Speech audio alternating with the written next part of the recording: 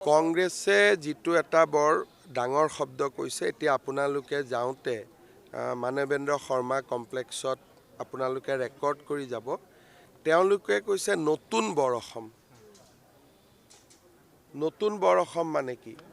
বৰ অসমটো স্বৰ্গদেউ চাওলুং চুকাফাই 600 বছৰ আগতে 1200 খ্ৰীষ্টাব্দতে নিৰ্মাণ কৰিলে। নতুন মানে কি? তাৰমানে চাওলুং চুকাফাৰ বৰ অসমখন নহয়।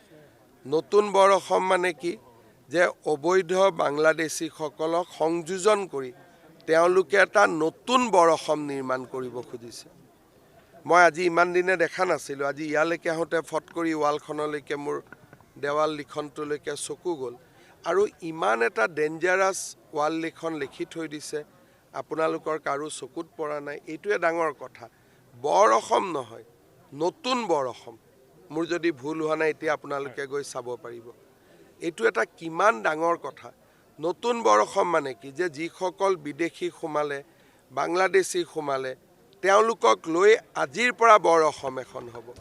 কিন্তু আমাৰ বৰ অসমখন হ'ল 600 বছৰ আগতে স্বৰ্গদেউ চাওলুং চুকাফাই নিৰ্মাণ কৰি থৈ যোৱা বৰ অসম। গতিকে মই কংগ্ৰেছক অনুৰোধ জনাম, এই নতুন বৰ অসমখনৰ কনচেপ্টটো কি তেওঁলোকে আমাক বুজাই দিয়ক। আমাক লাগে স্বৰ্গদেউ চাওলুং চুকাফাই নিৰ্মাণ কৰি যোৱা বৰ অসম। নতুন বৰ অসমৰ আমাক প্ৰয়োজন নাই।